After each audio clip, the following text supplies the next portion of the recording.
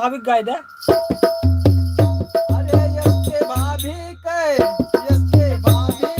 बहिनी ना पढ़ाई में तेज ना पढ़ावई में तेज 9,000 लौटा फसावई में तेज चला देखी आई